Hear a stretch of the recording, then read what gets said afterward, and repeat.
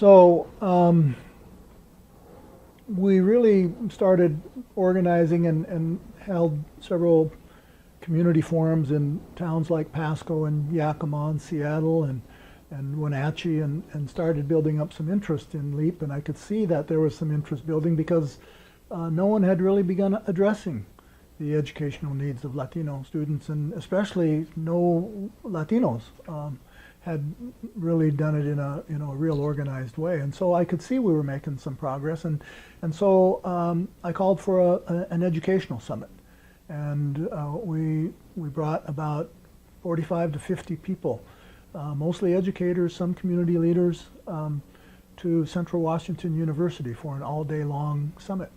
And the task that day was to develop educational priorities for LEAP, so that I knew I wasn't smart enough to determine them by myself, so I wanted some help, and this worked very, very well, because we went through a process, we voted, and there was, as all voting is, there was, some consternation there, but by the end of the day, we ended up with a good process, and we ended up with our top priorities.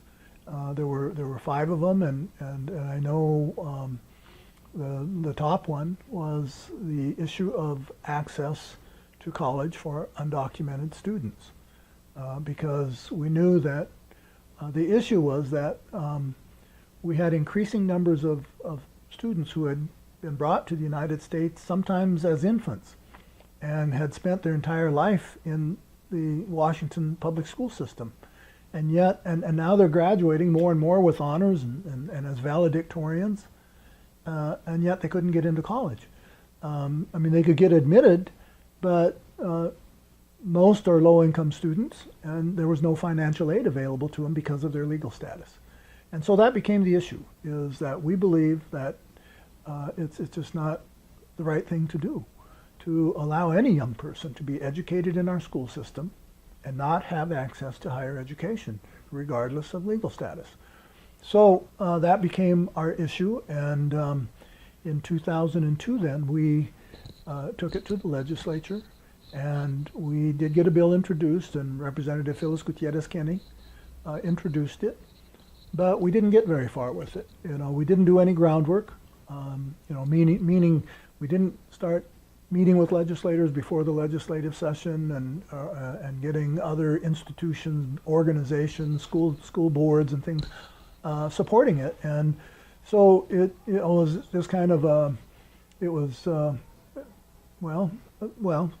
way legislators viewed it, it was very controversial, right? Making our colleges available, or giving these students a lower tuition rate, basically. Not a lower tuition rate, but a tuition rate that's on par with citizens. And we knew that would be controversial. But in any event, so controversial that we got it introduced. It got, I believe there was a hearing, but it died there. We didn't go any further than that. So the process stopped. But we learned that if we're going to really be serious about this, we're going to have to do some road work, and that's what we did the next year. We started, soon after the legislative session ended, we started meeting with school officials, school board presidents and school superintendents, and explaining them this issue, and we got several of them to agree to take the issue to their boards of directors and get resolutions passed. So by the time we got to Olympia in January of 2003, we had, I believe it was 17 or 18 resolutions signed by various school districts on both sides of the mountains and community colleges. And we got the other institutions, even if they didn't sign resolutions, like the University of Washington and Washington State. Every time we had a hearing, the lobbyists for those organizations, they came and testified on behalf of this bill. And so it was not an easy bill to get approved still. It almost was defeated, but in the end we were able to get some key Republican supporters, namely Representative Don Cox and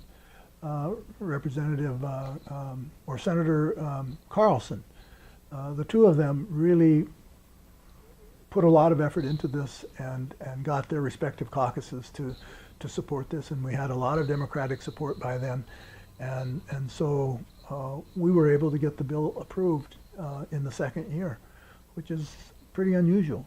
I know in California, who had approved it about 2 years before us, it took them 7 years to get that done. So, you know, that was step one in getting students in a better position to be able to go to college, because now they could pay resident tuition fees instead of out-of-state tuition fees, which are basically 3 times more than what residents pay.